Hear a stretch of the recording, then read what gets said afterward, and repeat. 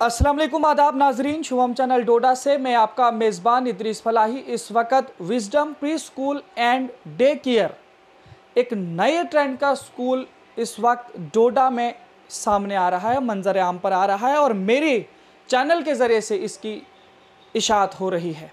आप सब लोगों की जानकारी के लिए बता दूं कि मगरिबी ममालिक में आम तौर से ये चीज़ देखी जाती है कि मगरिबी ममालिक के अंदर जब किंडरगार्टन और दीगर जितने भी बचपन में जो बच्चे होते हैं उनको किस तरीके से बेहतर तालीम दी जाए, उन्हें किस तरीके से तालीम का रुझान बढ़ाया जाए, उन्हें किस तरीके से इंटरेस्ट पढ़ाई का लाया जाए, उसके लिए हर वो चीज़ उनके स्कूलों में मौजूद होता है जिससे कि बच्चे का इंटरेस्ट बना रहता है और वो अपनी तालीम को एक काबिल एतमाद के साथ और एक बेहतरीन तरीके से अंजाम देता है।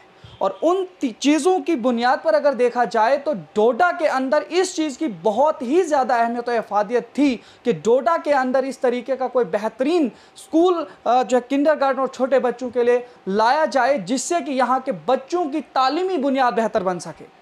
लेकिन अगर देखा जाए यहाँ पे हर वो स्कूल यहाँ पे मौजूद हैं जहाँ पे बच्चों को पढ़ाया जाता है, लेकिन कुछ इस तरीके की तालीम है, कुछ इस तरीके के सब्जेक्ट हैं और कुछ इस तरीके के तरीके अपनाए जाते हैं जिसकी वजह से कहीं ना कहीं बच्चों की बुनियाद जो है वो मांद पड़ जाती है और उसकी वजह से उस बच्चे को मुस्तकबिल में काफ़ी सारी कठिनाइयों और परेशानियों का सामना करना पड़ता है। बहुत ही खुशी और खुश आनंद बात है कि इस वक्त हमारे साथ वसीम बशारत जी मौजूद हैं और वसीम बशारत जी ने एक बेहतरीन कदम पूरे ज़िला के लिए उठाया है, जिस कदम को आप सब लोगों ने सराहना भी है और इस वीडियो को से ज़्यादा से शेयर करना है, क्योंकि इस वक्त जो सबसे बड़ी परेशानी आ रही थी वो बच्चों को इब्तदाई तालीम दिलाने की परेशानी आती थी और आज से वो परेशानी अब दूर होने वाली है। आप सब लोग भरत रोड पर आ सकते हैं। सीकाप के साथ में जो पहली बिल्डिंग है जहां पे पहले भी ट्यूशन्स हुआ करते थे, उसी बिल्डिंग के 3rd फ्लोर पे ये स्कूल खुला है फिलहाल और यहाँ पे काफ़ी सारे इस वक्त छोटे छोटे बच्चे हैं जो मुख्तलिफ एक्टिविटीज़ करके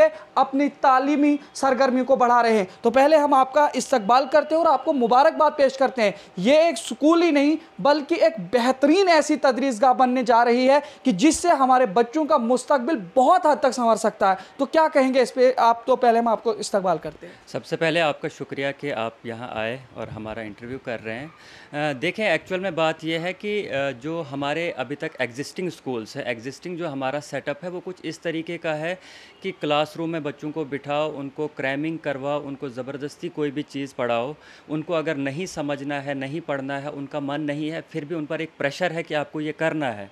एग्ज़ाम का प्रेशर, इस चीज़ का प्रेशर बच्चे को छोटी सी एज में आता है, जिसकी वजह से बच्चा जो है उसको डिफरेंट सब्जेक्ट से जो है एक नफ़रत सी हो जाती है।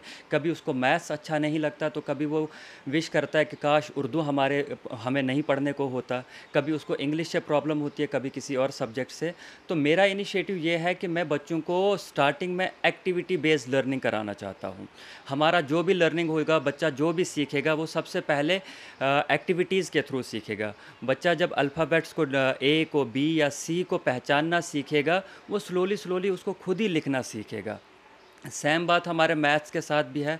बच्चे का अगर इंटरेस्ट किसी पर्टिकुलर सब्जेक्ट में, मैथ्स में नहीं है, वो किसी और सब्जेक्ट में अभी अपना इंटरेस्ट बताना चाहता है, तो हम उसको उस पर्टिकुलर सब्जेक्ट में प्रॉपर काउंसलिंग करेंगे और प्रॉपर उसका जो है गाइडेंस उसी पर्टिकुलर सब्जेक्ट में होगा। तो हमारा जो है, मेरा जो ये पर्पज़ है कि क्लासरूम से बाहर निकल के एक्टिविटी बेस्ड लर्निंग को जो है कॉमन कर दिया जाए पूरे एरिया में। बहुत बहुत शुक्रिया आपका हमारे तक जानकारी देने के लिए। जिस तरह से मैं पहले ही लोगों को गुज़ार कर चुका हूं कि किस तरीके से मगरिबी ममालिक के अंदर इस तरीके का सेटअप देखने को मिलता था कि बच्चों के सामने हर वो चीज़ रखी जाती थी, फिर उसमें देखा जाता था कि इस बच्चे को ज़्यादा लगाव किस चीज़ से और फिर उसी पर फोकस कराया जाता था और जिसकी वजह से उन्होंने सिर्फ ना अपने मुल्कों में या अपने ज़िले में नाम कमाया बल्कि पूरे दुनिया में इस वक्त उन लोगों की रिसर्चेज और उन लोगों के हमारे यहाँ पर काफ़ी ऐसी सारी चीज़ें सामने आई हैं जिनकी वजह से उनका नाम पूरी दुनिया में चल रहा है, अगर वो दुनिया में अभी मौजूद भी नहीं है। बहुत ही खुशानंद बात है कि डोडा में इस तरीके का कंसेप्ट आया, लेकिन हम आपसे जानना चाहेंगे कि आपके दिमाग में ये किस तरह से ये कंसेप्ट आया और किस तरह से आपने सोचा कि ये जो है सेटअप डोडा में लाया जाए और डोडा के बच्चों को इब्तदाई तालीम दिलाने के लिए काबिल एतमाद रहेगा। देखें, सबसे पहले बात यह है कि मैं अपने से स्टार्ट करूँगा। जब मैंने 10th किया मुझे नहीं पता था कि मेरा डेस्टिनेशन क्या है, मुझे कौन से पर्टिकुलर फील्ड में जाना है। मैंने मेडिकल भी रख लिया, मैंने मैथ्स भी साथ में रख लिया। कुछ नहीं पता था मैं मेडिकल फील्ड नॉन मेडिकल में जाना चाहता हूँ। मैंने 12th किया, मैंने दोनों एंट्रेंस दे दिए। मेरा इंजीनियरिंग क्वालिफाई हो गया, इंजीनियरिंग करने चला गया। इंजीनियरिंग करने के बाद मैं दिल्ली चला गया, वहाँ पे मैंने एक प्राइवेट कंपनी में as a hiring manager job किया। बीटेक करने के बाद हायरिंग मैनेजर, लेकिन मेरा इंटरेस्ट इनमें कहीं भी नहीं था। मेरा जो इंटरेस्ट लास्ट पे सेटल हुआ वो टीचिंग में आके सेटल हुआ। अगर यही बात मुझे पहले से पता होती कि मेरा जो पर्टिकुलर फील्ड ऑफ इंटरेस्ट है वो टीचिंग है, एजुकेशन है, तो मैं उसी फील्ड में अपनी पढ़ाई करता और उसी में एक्सेल करता। बट मुझे एक साइड रूट लेके लास्ट पे इस जगह पे आना पड़ा। सेम चीज़ हमारे बच्चों के साथ भी हो रहा है। बच्चा हमने स्कूल में डाला, चाहे वो प्री स्कूल में डाला या फर्स्ट सेकंड थर्ड में, हमने उस पर प्रेशर डाल दिया, इसको आईएएस ऑफिसर बनाना है, इसको डॉक्टर बनाना है या इसको इंजीनियर बनाना है। बच्चा खुद से क्या बनना चाहता है, उसका खुद का इंटरेस्ट किस में है, वो क्या करना चाहता है, वो हम कभी जानने की कोशिश ही नहीं करते हैं। यहाँ पे ऐसा कोई भी इंस्टीट्यूट नहीं है जो बचपन में बच्चा जब स्टार्टिंग में वो टॉडलर है या थोड़ा सा बड़ा हो गया किंडरगार्टन में है, तो उसका इंटरेस्ट कौन से पर्टिकुलर सब्जेक्ट में है, कौन से पर्टिकुलर फील्ड में है, हम उसको जानने की कोशिश नहीं करते हैं। हम ज़बरदस्ती उसको मैथ्स पढ़ाते हैं, इंग्लिश पढ़ाते हैं, साइंस पढ़ाते हैं। इस कंसेप्ट से हमें बाहर आना पड़ेगा। अगर कोई बच्चा मैथ्स में अच्छा नहीं है, उसको पेंटिंग करने आती है, तो हम क्या उस पर ज़बरदस्ती करेंगे आपको मैथ्स में 100 आउट ऑफ 100 लाना है, आपको पेंटिंग करनी है, आपको आर्टिस्ट बनना है, आप उसी में एक्सेल करो, हम आपको उसी में काउंसलिंग करेंगे। तो इस किस्म का इनिशिएटिव हमें लेना चाहिए, ताकि हम जो है बाहर की जो स्टेट्स हैं या बाहर के जो कंट्रीज़ हैं, फॉरेन कंट्रीज़ जो हैं, डेवलप्ड कंट्रीज़, उनके साथ compete कर पाएँ। 1947 में हमारा इंडिया इंडिपेंडेंट हुआ। इतने 60-70 ईयर्स में हमने कितनी बार अपनी एजुकेशन पॉलिसी चेंज की। 2019 में I guess new education policy launch हुई थी, अभी तक इम्प्लीमेंट नहीं हुई है। तो कब तक हम पुराने पैटर्न पे चलते रहेंगे? जो एक ही चीज़ परमानेंट है वो है change, only change is permanent. तो चेंज होना लाजमी है। देखिए वसीम भाई, अगर बात करें आमतौर से, अगर क्योंकि मुझे पूरा यहाँ पे जहन आ रहा है कि आपने मगरबी ममालिक स्कूलों से ये कंसेप्ट लिया है, लेकिन अगर बात करें सिर्फ कंसेप्ट से ही काम नहीं बनने वाला है। इसके लिए एक और कंसेप्ट वहाँ का है, वो ये है कि वहाँ पे जो वेल क्वालिफाइड टीचर्स होते हैं उन्हीं को इन स्कूलों में लाया जाता है। और हमारे यहाँ का ट्रेंड मुख्तलिफ है। हमारे यहाँ पे जो बिल्कुल कम से कम पढ़ा लिखा होता है उनको जो है हम प्राइमरी में लगाते हैं, और जो सबसे ज़्यादा पढ़ा लिखा और सबसे ज़्यादा एक्सपीरियंस होता है उसको हायर एजुकेशन में और दीगर चीज़ों में डालते हैं, जिसकी वजह से हायर एजुकेशन वाले बच्चों को जो फोकस तो होता ही है, जो पहुँचते हैं वहाँ पर, लेकिन जो बुनियादी तालीमात होती है वो कहीं ना कहीं मान पड़ जाती है टीचरों की वजह से भी, क्योंकि टीचर्स खुद वेल क्वालिफाइड नहीं होता है। तो उसके लिए आपने टीचर्स का क्या किया है, किस तरीके से इंतजाम? देखिए, मैं 2018 से इस एजुकेशन फील्ड में हूँ और मैं खुद अप टू +12 लेवल तक जो है फिज़िक्स और मैथमेटिक्स दोनों चीज़ें पढ़ाता हूँ। एक चीज़ जो मैंने एक्सपीरियंस की है कि बड़े बच्चों को पढ़ाना आसान है, अगर उनका कंसेप्ट क्लियर है, अगर उनका बेसिक्स जो है वो क्लियर है, तो उन्हें वही पर्टिकुलर चीज़ें हमने एक्सप्लेन करनी है। लेकिन जो छोटे बच्चे हैं, जिसको अभी पहचान भी नहीं है कि ए क्या है, अगर मेरे को सर अलिफ पढ़ा रहे हैं, ए पढ़ा रहे हैं, 1 पढ़ा रहे हैं, जो भी है, ये एक्चुअल में क्या है, तो वो ज़्यादा मुश्किल है बच्चे को समझाना as compare to 10th 11th 12th को कोई पर्टिकुलर क्वेश्चन समझा देना। तो मैं समझता हूँ कि जो ज़्यादा एक्सपीरियंस या ज़्यादा क्वालिफाइड स्टाफ होना चाहिए, वो किंडरगार्टन लेवल पे होना चाहिए हमें, ताकि बच्चों का जो है, बच्चों का ऑल राउंड डेवलपमेंट हो सके। हम सिर्फ उनको कॉपी तक महदूद ना रखें। जी। तो आपने यहाँ पे जो टीचर्स हायर किए हैं उनकी क्वालिफ़िकेशन क्या है, उनका एक्सपीरियंस क्या है टीचिंग लाइन में, और उनका बच्चों के साथ बिहेवियर किस तरीके से क्रिएट होगा, डेवलप होगा, कि जिसकी वजह से बच्चे की तालीम पर कोई असर नहीं पड़ेगा और टीचरों को पढ़ाने में आसानी होगा। आमतौर से टीचर्स को भी स्कूलों में देखा जा रहा है कि टीचर्स को भी ऐसी चीज़ें थोपी जा रही हैं जिसकी वजह से वो रात दिन उसी में लगा रहता है, और बच्चों को ऐसी चीज़ें डाली जाती हैं जिसकी वजह से बच्चा प्रेशर में रहता है। तो इन दोनों चीज़ों को फेस किया जा रहा है हमारे यहाँ पे, तो किस तरह से इस चीज़ को ख़त्म करेगा आपका स्कूल? देखिए, मैं सिर्फ इस चेयर पे बैठने के लिए मैंने ये सब स्टार्ट नहीं किया है। जहाँ तक बच्चों को एक्टिविटीज़ कराने की बात है, डिफरेंट चीज़ें, डिफरेंट स्किल्स सिखाने की बात है, मैं बच्चों को उसमें खुद इन्वॉल्व हूँ। प्लस अगर हम कम्युनिकेशन स्किल्स की बात करें, क्योंकि मैं आपको क्लियरली बता दूं कि हमारे डोडा में स्कूल्स इंग्लिश मीडियम हैं, बट इंग्लिश सब्जेक्ट को उर्दू या हिंदी में पढ़ाना पड़ता है। अगर आपको इंग्लिश भी उर्दू में समझानी पड़े बच्चे को, तो हमारा एजुकेशन सिस्टम कहाँ जा रहा है। इस पर्टिकुलर चीज़ के लिए जो है हमारे पास एमए बीएड इंग्लिश में जो है राशिद सर हैं, उनको हमने यहाँ पे हायर किया है कि वो पर्टिकुलरली जो है बच्चों का कम्युनिकेशन जो है ठीक करेंगे, उनका पर्टिकुलर जो इंग्लिश लैंग्वेज है उसमें उनका हाथ अच्छा बनाएंगे। उसके अलावा जो बाकी एजुकेशन है उसके लिए हमने जो टीचर्स रखे हैं वो टोटली पेरेंट्स हैं खुद भी, क्योंकि एक बच्चे को जो है एक पेरेंट ज़्यादा बेटर समझ सकता है। प्लस उनकी जो मिनिमम क्वालिफ़िकेशन हमने रखी है वो ग्रेजुएशन है, और साथ में उनका पहले टेस्ट होगा, उनकी बहुत सारी चीज़ें चेक होंगी कि वो किस तरीके से अपनी बात बच्चों तक पहुंचा पाते हैं। उसके बाद ही कोई भी पर्टिकुलर टीचर हम हायर करेंगे।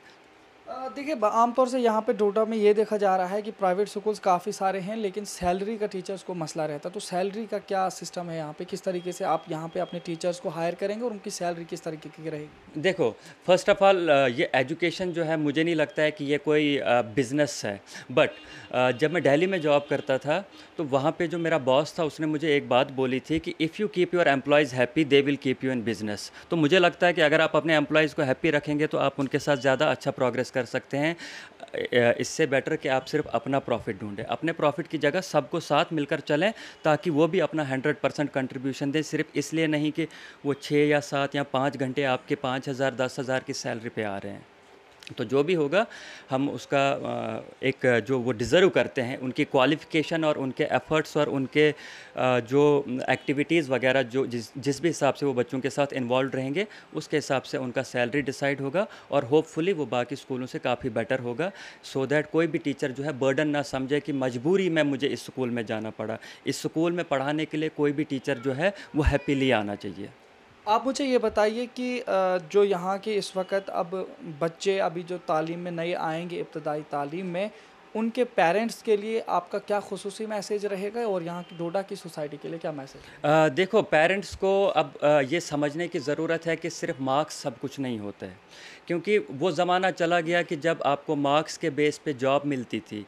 और दूसरी बात अगर हम करें तो हर साल जो है लाखों करोड़ों बच्चे जो हैं अपनी तालीम मुकम्मल करते हैं। सब के सब को जॉब तो मिल नहीं सकती, आपको पता है। एंड अनएम्प्लॉयमेंट जो है इस टाइम पे बहुत बड़ा मसला है। तो इससे बेटर कि हम बच्चों को जॉब ओरिएंटेड पर्टिकुलर किसी जॉब के लिए तैयार करें, हम बच्चों में कुछ स्किल्स दें। जब बच्चों में स्किल्स आ जाएंगे तो वो अपने लिए खुद सेल्फ सफिशिएंट हो जाएंगे। हमें उनको बताने की ज़रूरत नहीं पड़ेगी कि आप इस एग्ज़ाम की तैयारी करो या उस एग्ज़ाम की। हमें उस सब से बाहर निकलने की ज़रूरत है। और सबसे पहले ये बात पेरेंट्स को समझने की ज़रूरत है कि सिर्फ गवर्नमेंट जॉब सब कुछ नहीं है। इंसान बिज़नेस भी कर सकता है, इंसान कोई इनोवेटिव आइडिया निकाल के एंटरप्रेन्योर बन सकता है। बहुत वास्ट फील्ड है ये दुनिया जो है, ये यूनिवर्स जो है बहुत बड़ी है, हमेशा एक्सपेंड होती रहेगी। तो जो फील्ड्स हैं, अर्निंग के फील्ड्स भी जो रहेंगे वो भी हमेशा बढ़ते रहेंगे। बस हमको पहचानने की ज़रूरत है कि हम किस चीज़ में बेटर हैं और हम क्या कर सकते हैं। आपका कॉन्टैक्ट नंबर, आपकी लोकेशन एरिया क्या है, ये थोड़ा सा लोगों तक बताएं, और कॉन्टैक्ट भी हमारे चैनल के ज़रिए से बताएं ताकि लोगों को आपके साथ मिलने में और जुड़ने में आसानी पैदा हो सके। Old exchange building, Bharat road, Doda में 2nd फ्लोर पे ये इंस्टीट्यूट है, wisdom pre school and day care. अगर आप चाहते हैं कि आपके बच्चों का मुस्तकबिल, आपके बच्चों का जो फ्यूचर है वो सिक्योर रहे, वो सिर्फ गवर्नमेंट जॉब पे डिपेंडेंट ना रहे या वो अपने पेरेंट्स की इनकम पे डिपेंडेंट ना रहें, तो मुझे लगता है कि आपको विजडम प्री स्कूल और डे केयर का एक बार एक्सपीरियंस ज़रूर करना चाहिए। हमारा कॉन्टैक्ट नंबर है 9797829413। I repeat 9797829413। मॉर्निंग में 7 AM से लेके इवनिंग में 7 PM तक मैं ऑफिस में मौजूद होता हूँ। आप कभी भी विज़िट कर सकते हैं हमारे इंस्टीट्यूट। अगर देखिए जिस तरीके से यहाँ पे अभी आपने स्टूडेंट्स की बात की है, और अगर यहाँ पे जो भी अपने बच्चों की तालीम को यहाँ पे बढ़ाना चाहेंगे, दाखिला लेना चाहेंगे, एडमिशन कराना चाहेंगे बच्चों की, उनकी स्पेशल केयर क्या रहेगी? और दूसरी बात यह कि आप किस तरह से उनके मुस्तकबिल की गारंटी लेंगे कि बुनियादी तमाम वो चीज़ें आपका स्कूल उनका फुलफ़िल करेगा जो उन्हें बाद में परेशान करती हैं? देखो, मैं एक्चुअल में हायर क्लासेस को पहले से टीचिंग कर रहा हूँ, बट बहुत जगह पे मुझे प्रॉब्लम फेस करनी पड़ती है। मैं फिज़िक्स या मैथमेटिक्स जब बच्चों को पढ़ाता हूँ, तो कभी-कभी 10th क्लास को अगर कॉम्प्लिकेटेड सा सम हम दे देते हैं। सम तो बहुत बेसिक चीज़ है जो बच्चों को फर्स्ट सेकंड में सिखाई जाती है। 10th क्लास में जाके बच्चे जो हैं उस चीज़ को नहीं कर पाते हैं, और 90% बच्चों का ये होता है कि काश एक बारी 10th हो जाए, हम मैथ छोड़ दें, मैथ से आज़ादी मिल जाए। काश हम एक बारी 10th में पहुंच जाए, हम एसएसटी छोड़ दें। काश हम एक बारी 10th में पहुंचे, हम उर्दू को छोड़ दें। तो मैं चाहता हूं कि बच्चों का जो है बेसिक्स क्लियर हो, बच्चा जो है उस चीज़ को समझे। ऐसा नहीं है कि मैं कोई सिलेबस फ्रेम करने वाला हूं, बच्चे को ज़बरदस्ती 1 महीने में वो करवाना है। अगर बच्चा उसको 6 महीने में सीखता है, सीखने दो, उसको बेसिक कंसेप्ट क्लियर करने दो। हम आराम से स्लो ग्रो करेंगे। बच्चे का बेसिक जब क्लियर होगा तो हमें फर्स्ट सेकंड से अपने बच्चों को ट्यूशन्स लगाने की ज़रूरत नहीं पड़ेगी। ये एक ट्रेंड बन चुका है कि बच्चा फर्स्ट में है, सेकंड में है, स्कूल के अलावा उसको ट्यूशन्स प्रोवाइड करनी पड़ती है। मैं खुद ट्यूशन्स प्रोवाइड करता हूँ बच्चों को, बट ये ट्रेंड जो है चेंज करने की ज़रूरत है। अगर हम ऑलरेडी बच्चों को इंग्लिश मीडियम स्कूल में, प्राइवेट स्कूल्स में पढ़ा रहे हैं, वहाँ पर हाईली क्वालिफाइड स्टाफ है। इवन हमारे जो गवर्नमेंट स्कूल्स भी हैं, हमारे गवर्नमेंट स्कूल्स में भी जो स्टाफ है वो बहुत ज़्यादा क्वालिफाइड है, तो फिर भी हमारे बच्चों को प्राइवेट ट्यूशन्स की ज़रूरत क्यों पड़ती है? प्राइवेट ट्यूशन्स की ज़रूरत पड़ती है सिर्फ वीक बच्चों को, जो 10 में से 1 या 2 बच्चे होने चाहिए। लेकिन हमारे 90% बच्चे, 95% इनफैक्ट मैं बोलूँ कि ट्यूशन्स पढ़ते हैं। मैं इस ट्रेंड को ख़त्म करने के लिए बच्चों का बेसिक्स ठीक करना चाहता हूँ। अगर मेरे पास एक बच्चा आता है, वो सिर्फ A to Z सीखने में 1 साल लगाता है, मैं उस पर कोई प्रेशर नहीं डालूंगा। वो सीखे A to Z 1 साल में, लेकिन उसको A to Z से कभी नफरत नहीं होनी चाहिए। ये मेरा पर्टिकुलर एम है। बहुत शुक्रिया। हमारे साथ बात कर रहे थे वसीम बशारत साहब। आपने खुद देखा कि ये एक स्कूल ही नहीं जिसकी एडवर्टीज़मेंट या जिसका इश्तिहार मैं आप लोगों की जानिब पहुंचा रहा हूं, बल्कि मैं यकीन के साथ कहता हूं कि ये स्कूल जिसका कॉन्सेप्ट मगरबी ममालिक में था और आज हमारे डोडा में वो चीज़ आ रही है। और आप सब लोगों को जो बुनियादी परेशानियां बच्चों को आती हैं, और हर एक पेरेंट इस वक्त डोडा का, हमारे समाज का इस चीज़ से जूझ रहा है कि उनके बच्चों का मुस्तकबिल कहीं ना कहीं बिगड़ रहा है, क्योंकि उनकी बुनियादी चीज़ें जो हमारे यहाँ के असातिज़ा हैं वो कहीं ना कहीं उन तमाम चीज़ों में कासिर हैं। क्योंकि अगर बात करें सिलेबस की, बच्चों को इस तरीके का सिलेबस दिया जाता है और फिर टीचर को भी कहीं ना कहीं उससे प्रेशर पड़ता है, जिसकी वजह से न टीचर उसमें 100% दे पाता है और न बच्चा उस चीज़ को ग्रैब कर पाता है। तो इन तमाम चीज़ों को, परेशानियों को दूर करने के लिए आप सब लोगों को शुभम चैनल डोडा की जानिब से इस खबर के ज़रिए से यही बताना चाहूँगा कि आप सब लोग अपने बच्चों की इब्तदाई तालीम इसी स्कूल से कराने की कोशिश करेंगे और इंशाल्लाह नतीजा आपके सामने होगा। और 1 साल या 2 साल के बाद जब हमारे यहाँ के बच्चे किसी दूसरे स्कूल में फर्स्ट, सेकंड, थर्ड में या इन तमाम चीज़ों में जाएंगे तो इंशाल्लाह वो बच्चे अच्छे तरीके से अपनी तालीम को आगे बढ़ा पाएंगे और उनका मुस्तकबिल संवर सकेगा। और हमारे डोडा के अंदर जिस तरीके से तालीम का बहरान दिख रहा है वो बहरान ख़त्म होगा और इस तरीके से हमारे बच्चों का मुस्तकबिल बनेगा। इसी तरह देखते रहिए शुभम चैनल डोडा। अपने मेज़बान इदरीस फलाही को दीजिए इजाज़त, मज़ीद पेशकश करेंगे, तब तक के लिए अल्लाह हाफ़िज़।